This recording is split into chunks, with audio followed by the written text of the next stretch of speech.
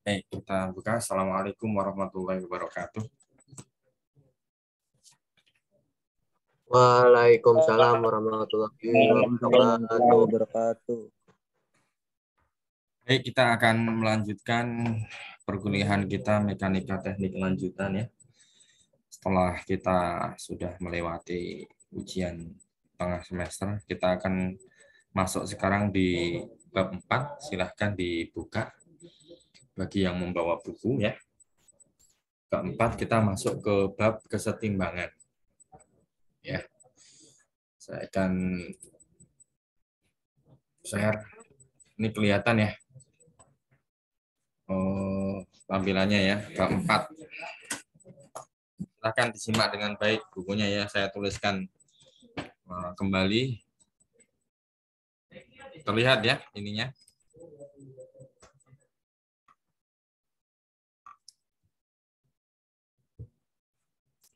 Bab 4 sekarang ya.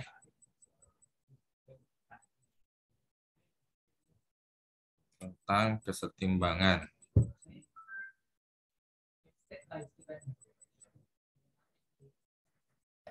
Kesetimbangan.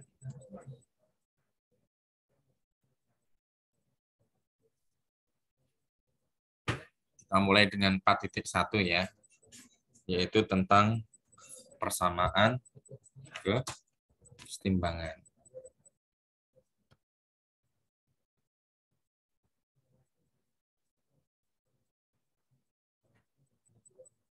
Oke. Sering di bab-bab sebelumnya, kalau kalian sering masih ingat mendengar ya penjelasan dari saya itu, benda dikatakan kesetimbangan itu manakala apa? Ya. Jadi sistem atau benda dalam keadaan setimbang itu bila semua resultan baik gaya maupun momen bernilai 0 gitu ya. Di sistem dikatakan setimbang, sistem disebut setimbang jika ya resultan gaya atau momen itu sama dengan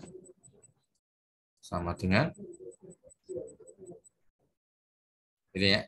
Sistem disebut setimbang jika resultan gaya atau momen sama dengan 0. Resultan gaya itu jika tidak sama dengan 0, maka menjadikan dia benda bergerak secara translasi. Kalau resultan momen tidak sama dengan 0, maka menjadikan benda atau sistem bergerak secara rotasi. Ingat ya. Jadi kalau benda dikenakan gaya, ya ada gaya. Tapi kalau resultannya itu nanti menjadikan tidak sama dengan 0, berarti ada sisanya, ya maka benda itu pasti dia bergeser atau bergerak secara translasi. Secara translasi itu lurus gitu ya, kemana gitu ya, berpindah dari titik awalnya, titik mula-mula. Tapi kalau resultan momennya itu tidak sama dengan 0, ya berarti ada momennya yang dijumlahkan tuh masih ada momennya kan. Maka menjadikan si sistem atau benda tersebut dia berputar. Bisa dipahami ya? Atau persamaannya gimana? Dinyatakan dalam persamaannya adalah dinyatakan dalam persamaan kalau resultan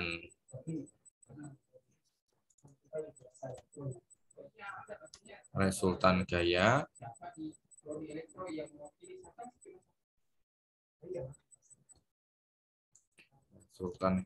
R sama dengan, kita tulis sigma F sama dengan 0. Ya. Ya, karena sigma Fx sama dengan 0 dan sigma Fy sama dengan 0. Gitu ya.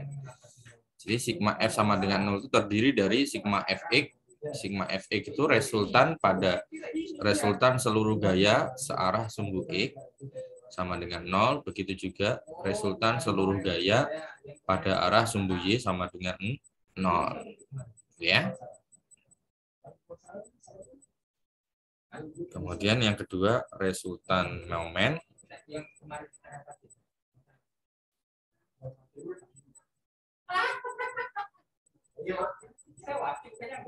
Sigma M sama dengan 0. Gitu kan? Syaratnya 2, benda dikatakan setimbang atau diem, nggak bergerak, itu syaratnya 2, adalah sigma F-nya sama dengan 0, juga sigma M-nya sama dengan 0. Sebentar saya. Mohon izin ya, tutup dulu ya. Lagi ngajar.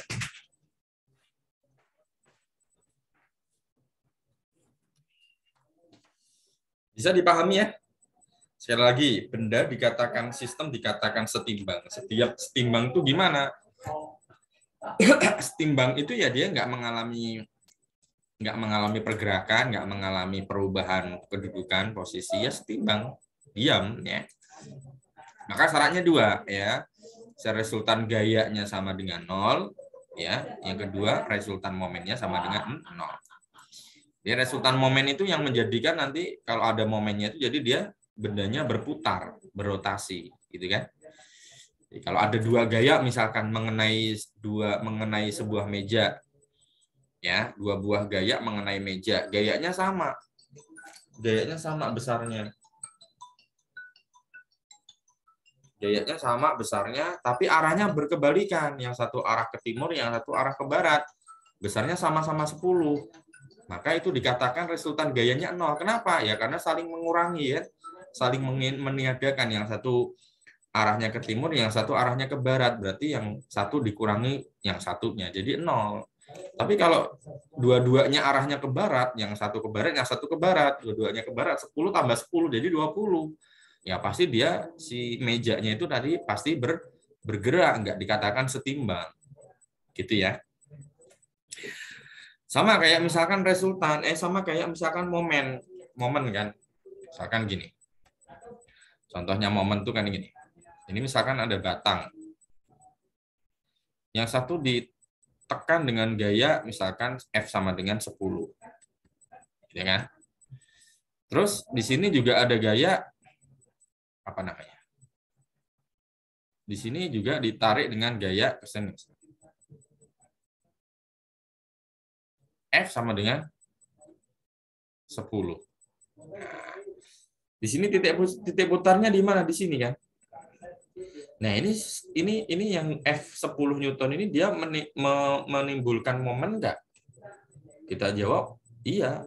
Dia menimbulkan momen. Momennya kemana? Momennya ya ke sini. Apa? Berlawanan dengan jarum jam kan gitu. Muternya ke sini. Terus yang 10 Newton yang ke sini ini kita kasih namanya misalkan F1, ini F2 gitu ya. F2 menimbulkan momen enggak terhadap titik putarnya di sini misalnya. Katakanlah titik putarnya O di sini. Menimbulkan momen enggak? Jelas menimbulkan momen. Iya kan? Berapa besarnya ya? Besarnya ya tinggal nanti jaraknya di sini ada jaraknya, kalau ada jaraknya nih di sini enggak. Tapi yang jelas di sini adalah momennya ke sini. Ini adalah CW, ini adalah CW. Ini adalah searah jarum jam, ini berlawanan dengan jarum jam. Berarti kedua momen ini dia saling meniadakan kan? Yang satu positif, yang satu negatif kan? Jadi dia sigma momennya sama dengan 0 dong. Karena apa? Karena ini 10 kali ini pas. Dia jaraknya di sini dengan jarak yang di sini sama kan? Ya kan? Maka kedua momen tersebut saling meniadakan atau saling mendelete, saling menghilangkan. Berbeda ketika momennya gini. Misalkan ini ada batang. Saya kasih gaya F. F sama dengan F1 sama dengan 10. Gitu kan? Kemudian di sini saya kasih F2 sama dengan 10 Newton. Sama, gayanya sama nih. Cuman yang sini nih arahnya dia saya balik arahnya ke bawah. Nah, yang ini menimbulkan momen itu adalah berlawanan dengan jarum jam CCW. Demikian pula yang F2 ini juga menimbulkan momen berlawanan dengan jarum jam. Paham ya? Besarnya berapa, Pak? Besarnya ya ini kalau seandainya di sini ada jaraknya segini. Begitu juga yang F1 juga ada jaraknya di sini. Maka momennya ya 10 ini kali jarak antara ujung dari batang ini sampai ke pusat ini sebagai titik putarnya. Paham ya?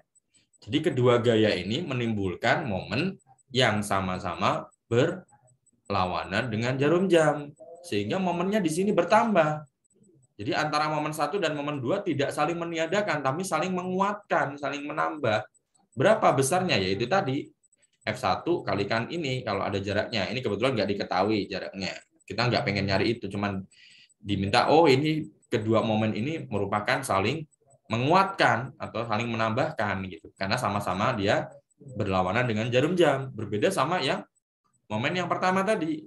Momen yang ini dia tidak saling menguatkan, tapi saling meniadakan atau saling mengurangi gitu. Paham ya? Konsep ini adalah berkenaan dengan hukum Newton yang pertama. Hukum Newton yang pertama itu yaitu benda akan setimbang, benda akan diam, ya, atau benda akan bergerak lurus terus, ya, selama tidak ada gaya dari eksternal, gaya dari luar yang mengenainya, atau dengan kata lain resultannya sama dengan 0. Oke. Jelas nggak? Ada pertanyaan nggak sebelum saya masukkan ke 4.2?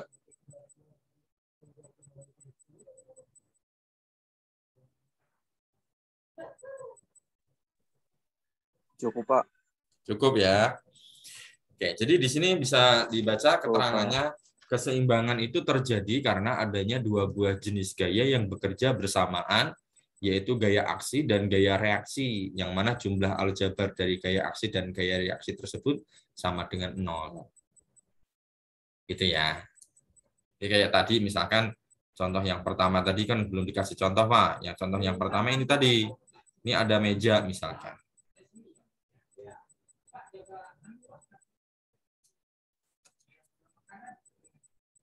Ada meja. Ya, didorong dengan gaya yang sama. Ke kiri dan ke kanan. Sama-sama 10 Newton. Sama-sama 10 Newton. Anggap saja ini gaya reaksi, ini gaya aksi, ini gaya reaksinya. Nah, berarti ini si benda ini tetap setimbang atau tidak? Kita jawab setimbang atau diem. Karena resultannya sama dengan 0. 10 dikurangi 10 sama dengan 0. Gitu. Jadi resultan gayanya sama dengan 0. Semoga bisa dipahami ya. Nah, sekarang diagram benda bebas. Diagram benda bebas juga bukan sesuatu yang asing bagi kalian ya. Sudah kita bahas diagram benda bebas atau DBB. Kalau bahasa Inggrisnya ya kita tulis bahasa Inggrisnya ya dia apa namanya? Free body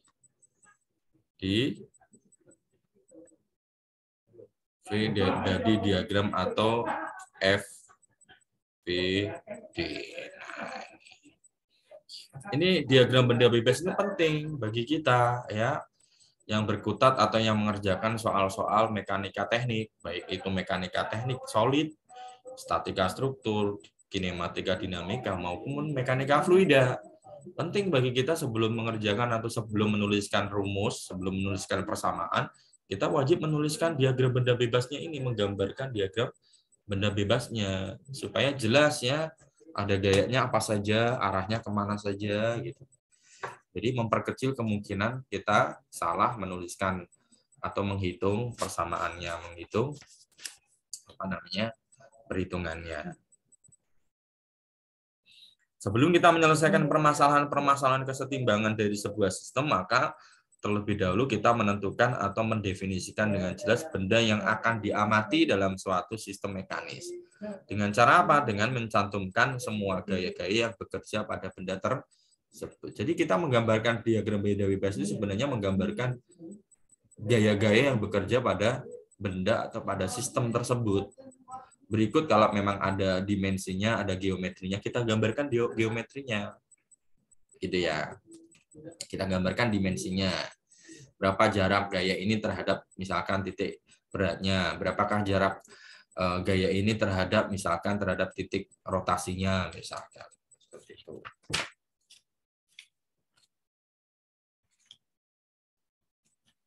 Ya, sehingga ketika kita misalkan gayanya misalkan ada 5, kita menggambarkan cuman ada 4 atau bahkan 3, ya udah pasti nanti perhitungannya akan keliru atau akan salah. Ya, jadi pentingnya diagram benda bebas itu agar kita tidak menghilangkan atau tidak luput dari gaya yang diketahui di dalam soal. Kadang-kadang kan soal itu kan kompleks kan ya. Di dalam soal itu kadang-kadang kan gambarnya terlalu kompleks, terlalu rumit, ya kan? Bentuknya seperti ini. Kita menggambarkan diagram benda bebas itu bisa kita ganti di dalam soal tersebut menjadi hanya gaya-gaya saja berupa panah, panah, panah seperti itu. Jadi lebih sederhana. Berikutnya, sistem mekanis. Sistem mekanis dapat didefinisikan sebagai suatu benda atau sekumpulan benda yang dapat dipisahkan dari pengaruh benda-benda lainnya. Proses pemisahan dilakukan dengan menggambarkan atau membuat diagram benda bebas. Ya.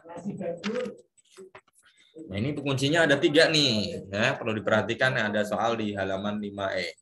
Di materi halaman 56 ya. Hal apa yang perlu diperhatikan ketika menggambarkan DBB? Yang pertama, tentukan benda-benda yang akan diamati, biasanya mengandung besaran yang ditanyakan. Ya, itu yang pertama. Yang kedua, pisahkan benda tersebut dengan benda lain yang bersentuhan. Pisahkan benda tersebut dengan benda lain yang bersentuhan. Yang ketiga, pastikan dalam pemisahan benda yang bersentuhan itu hendaknya telah digantikan dengan sistem gaya. Biasanya kan kalau ada pemisahan gitu kan, kalau benda itu misalkan masih terhubung itu kan berarti kan ada gaya misalkan. Anggap saja benda yang lain, misalkan benda A sama benda B terhubung. Nah, ini terhubung ini kadang-kadang kan nggak sekedar dikaitkan saja kan. Kalau dikaitkan saja mungkin tidak ada masalah kalau kita pisahkan. Tapi kalau misalkan benda A sama benda B misalkan terhubung tapi dalam arah vertikal, berarti benda B itu yang diikatkan atau dikaitkan dengan benda A, maka benda B itu akan menjadi beban kan gitu. Akan menjadi beban. Ya, bisa kita gambarkan dalam bentuk misalkan berat, ya, gaya berat dan lain sebagainya. Di sini dijelaskan bahwa pastikan dalam pemisahan benda tersebut ya hendaknya telah digantikan dengan sistem gaya. Ya. Yang keempat, pada akhir pemberian gaya luar, cantumkanlah sumber koordinat yang dipakai. Jangan lupa ada sumber koordinatnya di sini penting. Ya, sumber koordinat itu maksudnya untuk nanti membedakan antara ini sumbu X, ini arah sumbu Y, arah sumbu X, arah sumbu Y, gitu kan. Karena jelas kita menambahkan arah sumbu X dengan arah sumbu Y nggak bisa. Jadi kita perlu menggambarkan nanti perlu menjumlahkan sigma Fx sendiri, sigma Fy sendiri. Maka penting untuk menggambarkan koordinatnya, koordinat X atau Y. Berikutnya, gaya luar yang berupa gaya reaksi timbul sebagai akibat kontak dengan benda lain secara mekanis. Kontak atau sentuhan ini dapat berupa sebagai titik tumpu. Nah, sekarang setelah kita tahu diagram benda bebas, baru kita akan mengenal yang 4.3 itu merupakan 4.3 itu adalah macam-macam tumpuan. Macam-macam tumpuan dan gaya reaksi.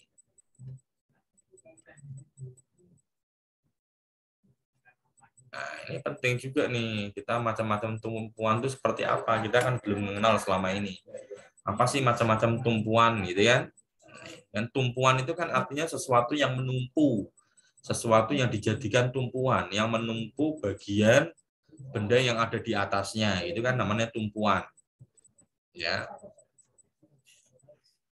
Namanya orang jadi tumpuan hidup, ya berarti dia menjadi tumpuan hidup, ya menjadi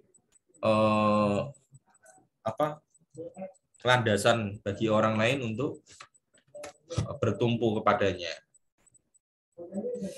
Keterangannya saya bacakan, sebuah sistem pada umumnya merupakan satu kesatuan bagian-bagian yang dapat dipisahkan satu dengan yang lain. Jadi sebuah sistem itu merupakan satu kesatuan bagian-bagian, komponen-komponen, elemen-elemen yang dapat dipisahkan sebetulnya. Ya, namanya sistem itu kan tadi bagian gabungan dari komponen-komponen, elemen-elemen yang menjalankan fungsi tertentu, itu namanya sistem. Penyatuan bagian-bagian tersebut melalui sebuah hubungan yang dapat berupa sebagai titik atau luas atau bidang kontak. Titik, luas, bidang kontak inilah yang disebut dengan tumpuan. Nah, apa saja macam-macam tumpuan? Jelaskan di situ. Yang pertama adalah tumpuan roll, gitu kan? Tumpuan roll. Dari namanya aja kita udah tahu kan apa yang dimaksud dengan tumpuan roll. Definisinya adalah tumpuan roll itu adalah sebuah tumpuan yang di dalamnya bekerja satu gaya reaksi saja. Ya. Bekerja satu gaya reaksi. Bekerja satu gaya reaksi saja. Nah, gaya reaksi ini selalu muncul atau selalu bekerja pada bidang sentuh dengan arah gaya reaksi tegak lurus terhadap bidang sentuhnya. Tegak lurus dengan bidang sentuhnya. Ya, ingat ini, jadi di garis bawah ini ya. Gaya reaksi ini selalu muncul atau selalu bekerja pada bidang sentuh dengan arah gaya reaksi ini tegak lurus terhadap bidang sentuhnya. Ya, contohnya lambang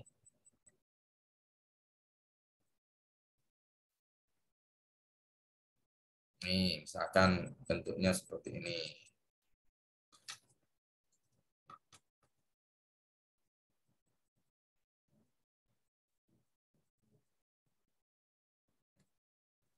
Ini tumpuan roll itu ya bentuk seperti ini. Bulat seperti itu. Ya. Nah, kemudian nanti seperti apa gambaran DBB-nya? Seperti ini. Nah, ini reaksinya.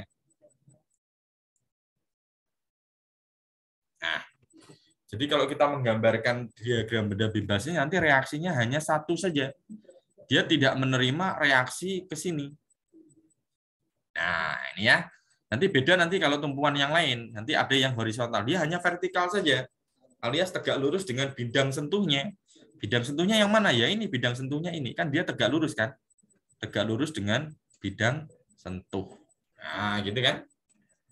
Tegak lurus dengan bidang sentuh. Dia hanya menerima F reaksinya hanya tegak lurus dengan bidang. Ya, atau yang vertikal saja. Enggak mesti bahasanya vertikal ya. Tergantung pokoknya kalau dia bidang sentuhnya dia horizontal, maka nanti dia kalau horizontal seperti ini maka reaksinya vertikal. Kalau nanti bidang sentuhnya adalah vertikal, maka nanti reaksinya horizontal. Pokoknya dia merupakan reaksinya seperti ini. Dia nggak menerima ini. Kenapa kalau nggak menerima ini? Kalau menerima yang horizontal, nanti dia akan berjalan atau akan mengalami pergeseran. Dia nggak menerima itu. Contoh sistemnya banyak ya. Bisa lihat, nggak mesti berbentuk seperti bulat gitu atau bola gitu, nggak mesti ya. Lihat aja tuh bentuknya tuh. Macam-macam, ada yang bentuknya mangkok seperti itu kan. Ada yang mangkok seperti ini. Ini F reaksinya. Gitu kan? Masih seperti itu.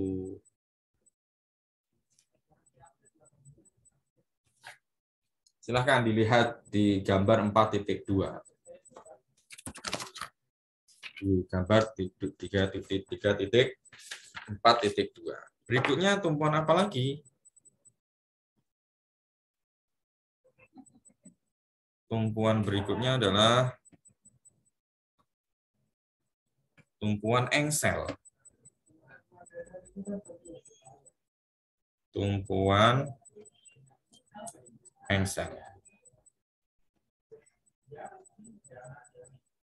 Tumpuan engsel. Apa itu tumpuan engsel? Tumpuan yang mempunyai dua buah gaya reaksi yang bekerja saling tegak lurus. Ya. Jadi ini punya dua buah gaya reaksi.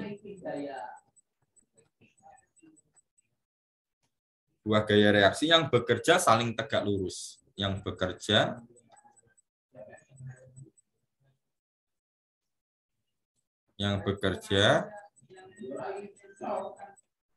saling tegak lurus. Nah, gimana gambarnya? Seperti ini. Nah, tumpuannya kayak gini. Nah, jadi tumpuan ini menerima beban dari atasnya. Sekali lagi, ini tumpuannya kayak segitiga ini menerima beban di atasnya. Maka reaksinya gimana? Reaksi tumpuan ini ketika mengalami beban di atasnya. Maka reaksinya ada yang begini, ada yang begini. Tegak lurus kan? Ini R2, sorry. Ini R2, ini R1. Nah, punya dua buah gaya reaksi. Ini namanya R nih ya, reaksi yang bekerja saling tegak lurus. Ini tegak lurus nih antara R1 dengan R2 saling tegak lurus. Seperti ini. Ingat ya, kalau tadi tumpuan roll itu hanya punya satu saja, arahnya adalah vertikal jika dia bidang sentuhnya dia adalah horizontal. Nih. Tapi kalau tumpuan engsel ada dua. Kalau ini kan nggak mungkin menggelinding tuh. Ini mungkin nggak, kalau menggelinding kan nggak mungkin. Ini kan tumpuan engsel tuh kayak fix, tetap gitu kan. Tapi kalau tumpuan roll tadi kan memungkinkan untuk menggelinding, maka reaksinya nggak boleh ada yang seperti ini, yang R2 ini nggak boleh. Ya, maksudnya demikian. Paham ya? Jadi ini karena tumpuan engsel ini fix, dia memungkinkan untuk ada reaksinya yang horizontal, begitu juga yang vertikal. Bisa dilihat contoh sistemnya itu ya. Contoh sistemnya masing-masing tumpuan itu ya. Ada yang dijepit aja ya. Di gambar 44 itu kan ada yang dijepit kayak gitu kan. Gambar sederhananya itu penampang aslinya. Contoh sistem ya, saya gambarkan deh. Contoh sistem. Misalkan ada nih. Nah, ini dia ada tumpuan begini. Nah, ini fix di sini nih. Fix di sini. Ya, kayak dijepit aja gitu kan. Kayak dijepit aja di sini. Gambarnya kurang bagus, nggak apa-apa wis. Jadi ini kalau kita gambarkan DBB-nya ya ini ada di sini. Ini ada gaya di sini. Ada juga gaya yang di sini. Ini misalkan R1, ini R2. Gitu kan? Oleh karena apa? Oleh karena ada gaya aksi ke sini. F aksi. Nah, gitu kan? Pasti ada gaya aksi di sini, ya kan? Aksi di sini kan menekan ke sini. F aksi, reaksinya adalah R1 horizontal dan R2 vertikal. Oke. Berikutnya, nomor 3 adalah tumpuan jepit. Tumpuan jepit. Ya, mirip-mirip tapi di sini nggak sama ya, nggak sama persis dengan tumpuan engsel. Engsel tahu ya, kalau engsel kan ada yang masih memungkinkan untuk bergerak gitu kan. Kalau tumpuan jepit dijepit. Tumpuan jepit adalah tumpuan di mana tumpuan ini mempunyai 3 buah gaya reaksi, yaitu 2 buah gaya reaksi yang saling tegak lurus dan 1 buah momen. 1 buah momen. Jadi penjelasannya adalah punya 3 buah gaya reaksi. 3 buah gaya reaksi. 2 buah gaya reaksi yang saling tegak lurus.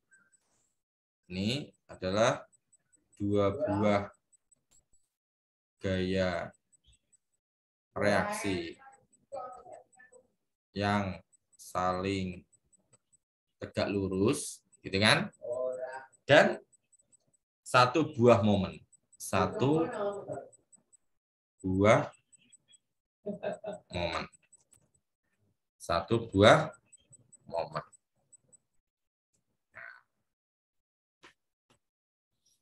Nah, ini sering disebut dengan istilah cantilever. Cantilever. Ya, contohnya ya. Ini ada dinding, gitu kan? Dimasukkan seleb segini. Nah, ya. Ada batang dimasukkan ke dalam dinding. Seperti itu. Ya. Misalkan ada gaya reaksinya ke sini. F reaksi. Tulisannya jelek. Reaksi. Ya. Maka gimana ininya DBB-nya? DBB-nya adalah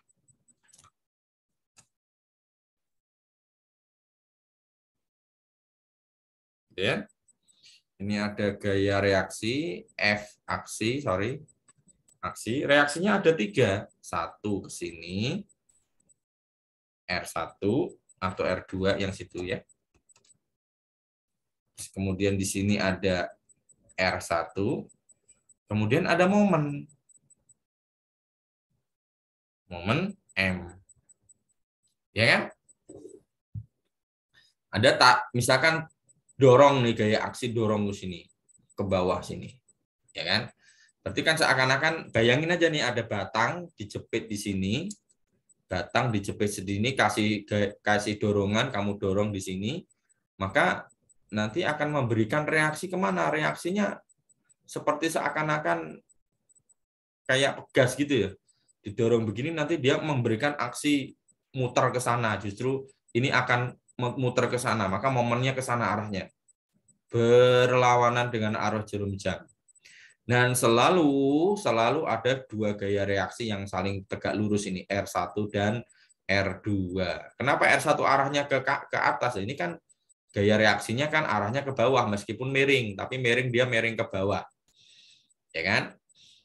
Dan kenapa R2-nya ke kanan ya? Karena memang dia arahnya miring ke kiri juga, bukan ke sana. Ya, tapi dia ke sana. Jadi dia ada memberikan arah reaksinya adalah ke sana. Bisa dipahami ya. Sekali lagi untuk tumpuan jepit ini jika ada gaya aksi yang mengenai ujung batang ini, maka di ujung batang yang lain yang terjepit dengan dinding atau tembok, maka dia memberikan reaksi 3 buah reaksi. Yang pertama R1 ya, gaya reaksi vertikal, gaya reaksi horizontal, dan 1 momen. Momennya kita sesuaikan dengan arahnya aksinya kemana. Kalau arahnya ke bawah berarti dia memberikan aksi ke sana. Ya. Kemudian contoh sistemnya ya bisa dilihat di gambar 4.6. Ya. Contoh sistemnya.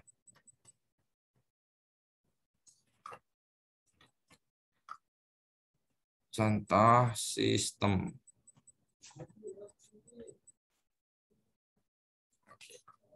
Halo, masih kedengeran ya? Ini soalnya laptop internetnya kurang stabil nih internetnya. Putus-putus enggak? Halo? Enggak, Pak. Enggak ya, lancar ya. Oke, misalkan Pak, lancar Pak, lancar. Oke, alhamdulillah. Ini ada batang vertikal. Terus kemudian dia Nah, seperti itu. Terus dipaku aja nih, dipaku atau dibaut lah gitu kan. Nah, gitu kan? Dipaku atau dibaut seperti ini. Nah, ini disebut sebagai tumpuan jepit atau yang disebut dengan apa tadi? Istilahnya kan cantilever. Ini istilahnya istilah lain dari tumpuan jepit adalah cantilever. Nah, ya, cantilever. Sering kan kalian lihat cantilever ya? Di rumah kalian ada nggak yang mempunyai tumpuan jepit cantilever? Coba sebutkan. Ada yang mau nyebutkan nggak? Yang merupakan cantilever apa aja? Ayo. Di rumah. Sebutin, ayo. Berilah respon biar Pak Taufik semangat.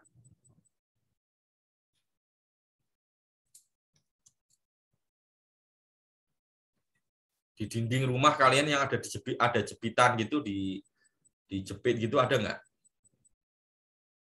Hah? Ada nggak? Lu? Kalian pernah lihat ini nggak? Yang hanger apa itu? Yang Membuat jemuran. ya jemuran. Kan jemuran kan ada yang dijepit gitu kan?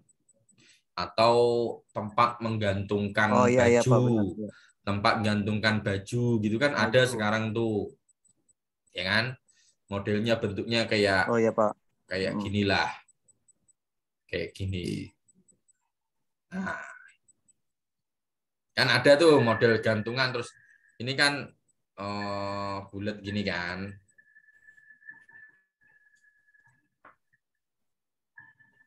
Nah, ini kan tembok nih, tempelin tembok sini kan. Enggak gitu gambarnya. Gini lah. Nah, itu kan. Ini kan ada bajunya di sini, baju gitu kan. Nah, ini namanya cantilever ini namanya. Ya, dijepit dia. Nah, kekuatannya ada di sini nih, kekuatannya di sini nih. Dikasih baut atau dikasih sekrup ya kan. Kekuatannya pada 3 sekrup di sini nih. Ya. Nah, biasanya kalau temboknya hebel atau temboknya yang bukan batu bata gitu mungkin ya ada kekuatannya lah, nggak sekuat kalau dia pakai batu bata gitu kan.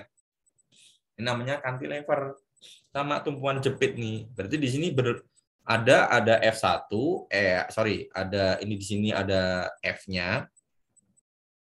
F aksi maksudnya. F aksi itu berarti dia bebannya si gantungan baju sama bajunya seluruhnya itu merupakan aksinya. Nah, reaksinya ada R1, ada R2, ada momen M. Nah, banyak kalau di rumah kalau kalian mungkin yang punya apa itu jemuran yang apa namanya? Kayak handuk itu kan hanya supaya bisa ditarik, bisa didorong, supaya ringkes gitu kan ada itu jemuran-jemuran handuk itu kan supaya ringkes kalau nanti nggak dipakai dia didorong, kalau pas mau dipakai dia ditarik memanjang gitu kan dia jadi ringkes. Kalau ruangannya cuman kecil misalkan rumahnya nggak terlalu gede dia pakai jemuran yang kayak gitu ringkes jadinya nggak terlalu mengganggu nantilah kalau pas lagi nggak dipakai. Jadi ya, ini soalnya mirip nih soal 4.1 nih. 4.1 mirip soal yang kemarin, cuman dikasih tumpuan, ya kan? Mirip soal yang kemarin dikasih tumpuan. Saya pengen bahas ini tapi nanti offline aja lah ya. Ini agak panjang nih soalnya. Takutnya kalian nggak paham. Sampai sini dulu deh. Nggak apa-apa lah ya. Halaman 59 itu kan ada contoh soal tuh. Nanti dipelajari ya. Kemudian hari Senin depan kita bisa offline. Jadi nanti penjelasannya lebih komprehensif. Ya. Sampai situ dulu mungkin ya. apa namanya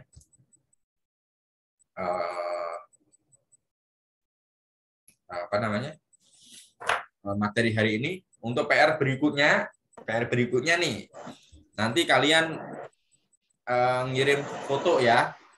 Kalian ngirim foto yang termasuk masing-masing tumpuan apa tadi, engsel, tumpuan roll, tumpuan cantilever. Nanti silahkan cari contohnya real ya. Mau kalian itu moto sendiri atau kalian ngambil dari internet ya. Nanti dikirim ke Pak Taufik. Ya. Kirimnya kemana Pak? Kirimnya ke Google Classroom. Paham? Nanti ada roomnya sendiri ya. Saya ulangi, tugasnya adalah mencari masing-masing contoh. Ya, ini kan tadi ada contoh sistemnya tuh. Tapi nanti dicari yang real. Sekalian mau moto sendiri atau mau ngambil dari Google, silahkan.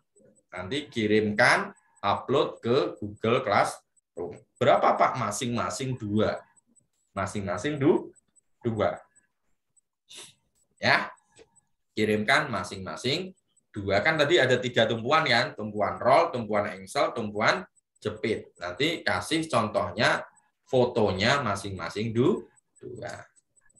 Baik, itu aja. Saya ucapkan terima kasih bagi kalian yang bisa menyempatkan kuliah di tengah ya, ada yang pulang kampung, ada yang bekerja, ada yang lagi ya, pokoknya harus disempatkan untuk mengikuti kuliah. Untuk materinya, untuk perhitungannya besok aja lah. Hari Senin depan semoga bisa offline ya, lebih leluasa Pak Taufik untuk menjelaskan dan memahamkan kalian. Itu aja, saya akhiri. Billahi taufiq wal hidayah. Assalamualaikum warahmatullahi wabarakatuh. Waalaikumsalam warahmatullahi wabarakatuh. Terima kasih Pak.